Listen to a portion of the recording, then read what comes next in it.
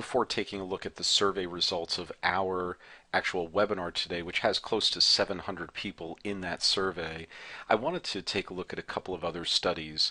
One is the Protiviti's Internal Audit Needs and Capabilities Study of 2011, looking into 2012, and you can get the link there and you can download the study yourself.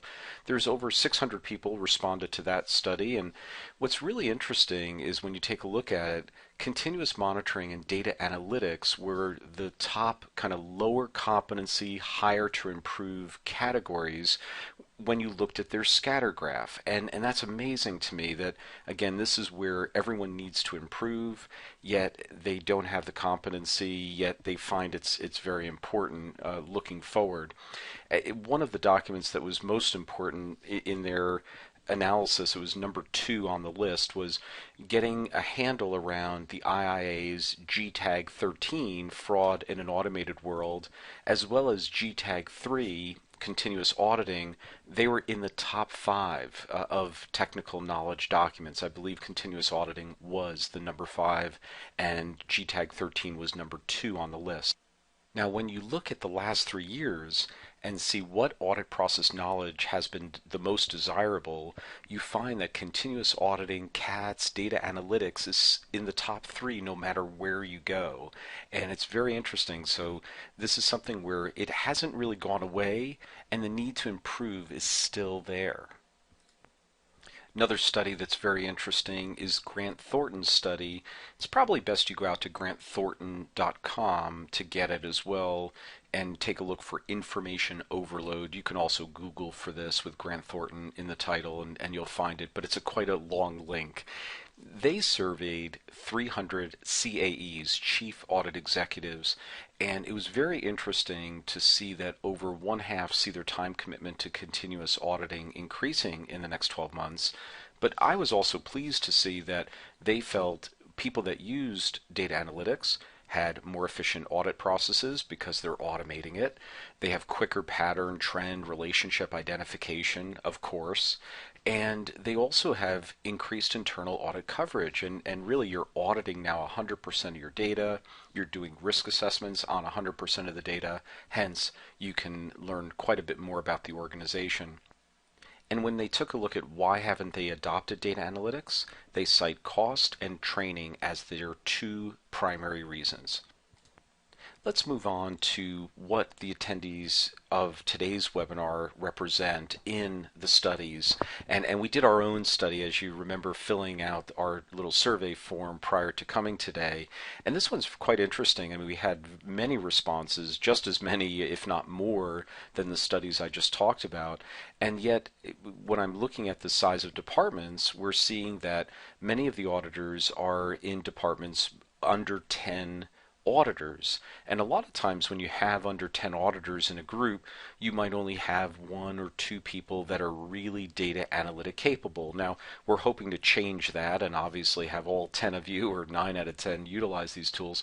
But when you really look at it, that's kind of that's the reality. And maybe as an average here, you have 5 auditors, and in many of those cases, you might have only 1 person that's data analytic. And at that point, what you'll find is that data analytic person will leave the company, go to another company, and then your data analytics have just left the entire building. And that happens quite a bit. So just looking at the size of organization tells a lot about why data analytics may not have moved forward as quickly. And for those people that are using data analytics, other is tough to organize there into one bucket and list out all the things that people are looking at. But payables still is the one area, the number one area that you can look at, point to, and it makes a lot of sense. People make their money looking at the payables area, looking for credits that are outstanding with vendors, looking for contractual issues with vendors, looking at duplicate payments, looking for vendor fraud. It's still one of the top areas. General ledger, another great area and fantastic for doing any sort of risk assessment of the entire company. Receivables, revenue, order to cash, again, another area, as well as inventory, fixed assets. So you can see, though, why payables is top on the list. Looking at how often are these tools used, you can look across the different types of department size. And what is interesting, I mean, as you move towards the more than 25 auditors, you get up to, say, a 40% level of usage on every audit. Yet when you look at the smaller audit departments, you're finding that there's an average of, say, 27 to 30% usage on every audit, and that's not that far off. And I think there's this perception that if we have a lot of auditors, we have a large budget, we can just throw money at software and training, and hence we'll be able to kind of cover every audit with automation. And what you really find is that it's something that goes across all types of organizations.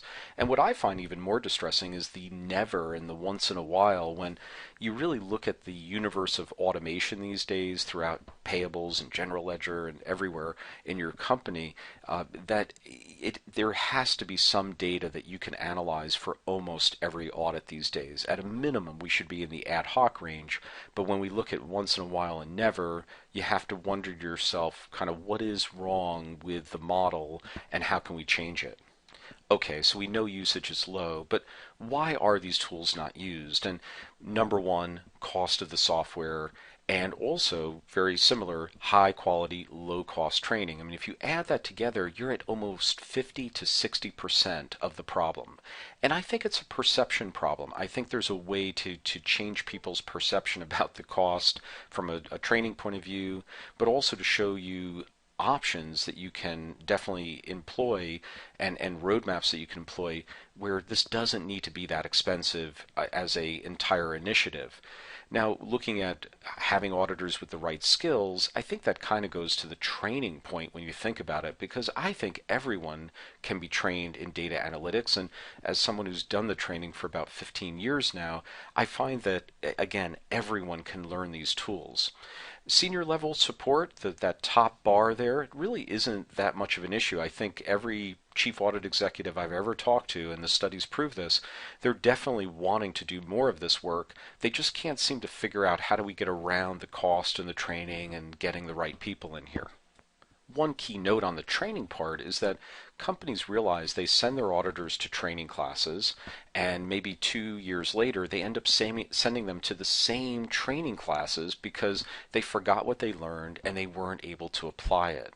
So in addition to applying the knowledge as much as they can across audits right now, they need to be able to get a just-in-time learning system that they can tap into that knowledge when they need it, which is when they're in the field doing an audit and they need to learn how to do that many-to-many join or be able to stratify data, etc. So to summarize here, what we're seeing is that 20% of companies on average across every type uses data analytics on almost every audit. And when they're looking at why, it's the cost of the software, training cost, and management auditor support for not using these tools. Auditors using data analytics are more efficient, obtaining better audit coverage, and I have to note, don't forget about cost savings, which we will talk about more.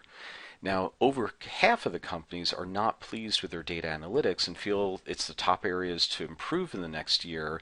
And the only way that they're going to get there is through more just-in-time training formats and setting up better roadmaps where they can apply data analytics across their entire company and make sure that auditors are using them on a more routine basis.